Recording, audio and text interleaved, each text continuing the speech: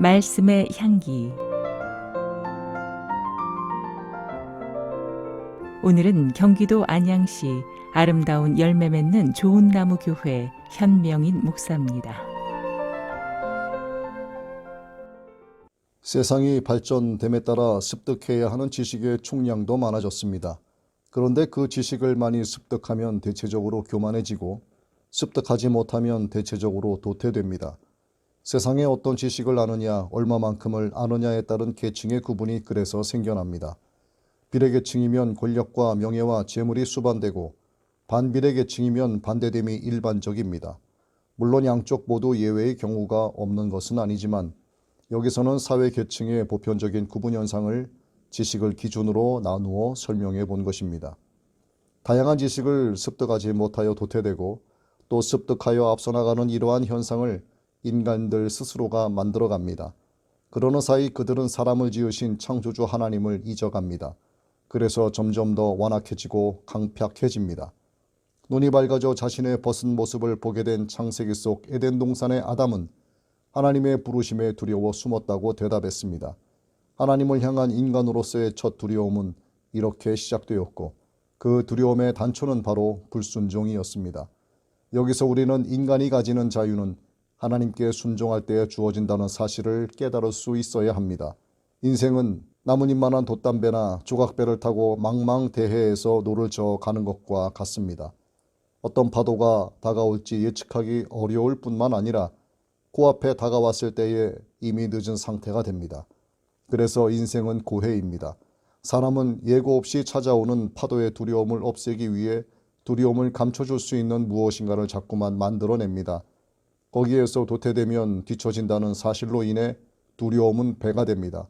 이것이 두려움의 삼겹줄 속에서 살아가는 사람들의 모순된 모습입니다. 모세의 죽음 이후 이스라엘의 지도자가 된 여호수아의 마음에 두려움이 가득했습니다. 그런 여호수아에게 하나님께서 말씀하셨습니다. 내가 내게 명령한 것이 아니냐. 강하고 담대하라. 두려워하지 말며 놀라지 말라. 내가 어디로 가든지 내 하나님 여호와가 너와 함께 하느니라. 여호수아는 하나님의 말씀을 의지하고 언약궤를 앞세워 담대하게 요단강을 건넜습니다. 건너기 전 어떤 준비도 하지 않았습니다. 다른 대안도 세우지 않았습니다. 오직 믿음으로 요단강에 발을 들였을 뿐입니다. 그러자 흐르던 강물이 멈추어졌고 사르단에 가까운 곧 매우 멀리 있는 성읍 변두리에 일어나 한 곳에 쌓여갔습니다. 아라바의 바다 여매를 향해 흘러가던 물도 끊어짐으로써 여호와의 언약궤를 맨 제사장들과 백성들은 모두 마른 땅을 건널 수 있었습니다. 하나님은 내가 너와 함께 하리라 하신 말씀을 지금 저와 여러분에게도 하고 계십니다. 하나님의 영광을 위한 영적 전쟁의 승리를 이 시간 우리를 통해 이루시고자 하나님께서 명령하고 계십니다. 우리도 험한 요단강을 건너고 견고한 여리고성을 만나게 됩니다. 그렇다면 우리 역시도 하나님이 나와 함께 하신다는 사실을 믿고 묵묵히 순종하며 나아가야 합니다. 질그릇과 같은 인생이라도 주님이 함께 하시면 능치 못함이 없습니다. 그러나 질그릇 안에 세상의 자아를 채우게 되면 그 질그릇은 산산조각나게 됩니다. 그렇다면 우리는 내가 너와 함께 하리라 하신 하나님의 말씀을 의지해야 합니다. 내 안에 힘이 아닌 외부로부터 주어지는 하나님의 힘으로 싸울 때 능히 승리할 수 있기 때문입니다. 이 능력은 우리를 향하신 하나님의 사랑에서 비롯됩니다.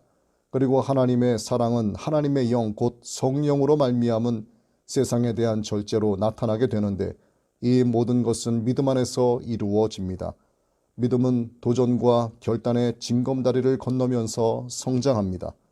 성장은 영적인 승리의 연속점이고 능력과 사랑과 절제의 현현입니다.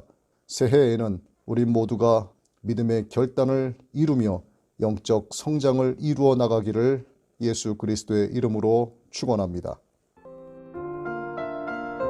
말씀의 향기. 오늘은 경기도 안양시 아름다운 열매 맺는 좋은 나무 교회 현명인 목사였습니다.